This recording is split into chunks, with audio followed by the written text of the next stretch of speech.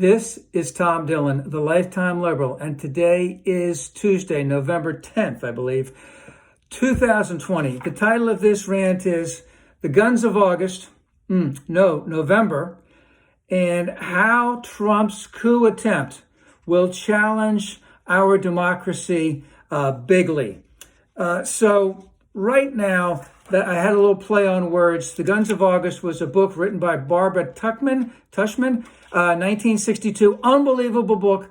The first part of it had to deal with what was going on in all these countries in Europe between, let's say, 1870 and 1914 as to what could prevent war. All kinds of pacts and agreements, and it was with this level of government on the other side.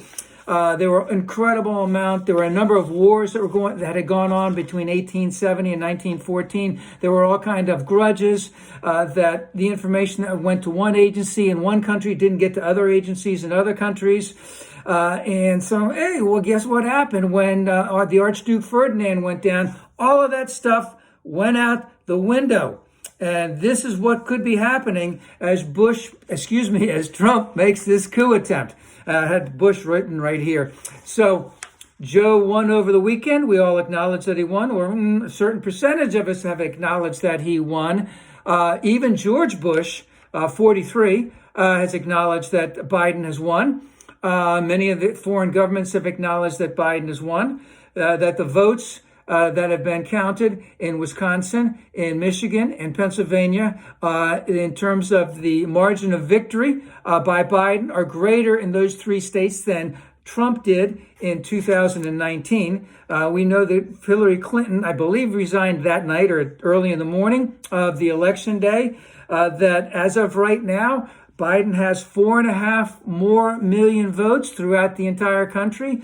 So Trump will be a two-time loser in terms of the popular vote. And of course, Biden has increased the popular vote lead. I think that Clinton won by about 2.5 million popular votes. So this is a coup attempt right now going on. And this is the last dying, let's just say, attempt by a rotten regime, and because Trump has not had any type of concession whatsoever. People said, give him some time. He thought he won. No, that's bullshit. He's planning his revenge right now. And if he can steal this thing, he will. And he will make every single attempt to do that. Only 4 Republican senators have even acknowledged that Biden has won. We had the top of the Republicans in terms of McConnell in the Senate and McCarthy in the House, basically saying we have to count all the legal votes. They're strutting out all kinds of the normal propaganda about the stealing of the election.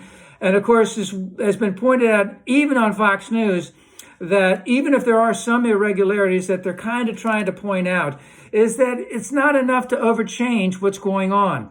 But we have Bill Barr yesterday, who's getting his ugly head involved in it to bring the Justice Department into it.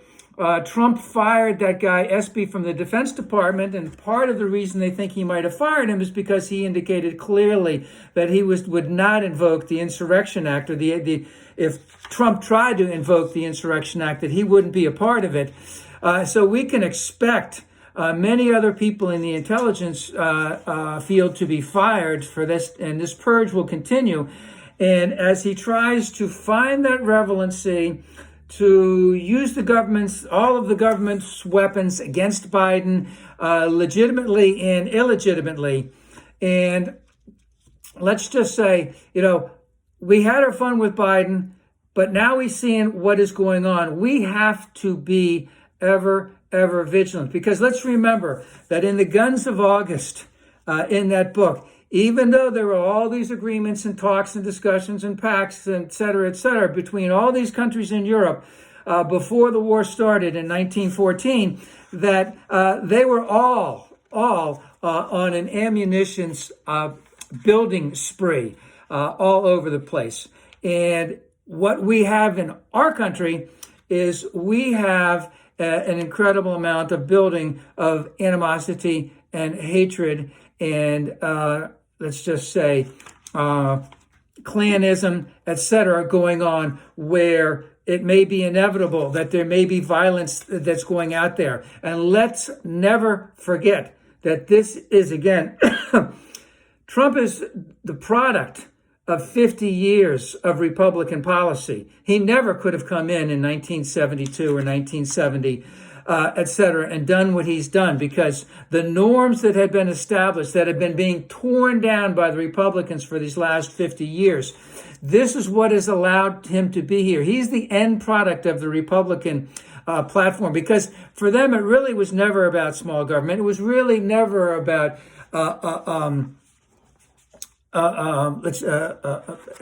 defense and protection of the United States. It's always been about power. And this president will use every ounce of his power to stay in power. And it's going to come to a head very, very soon.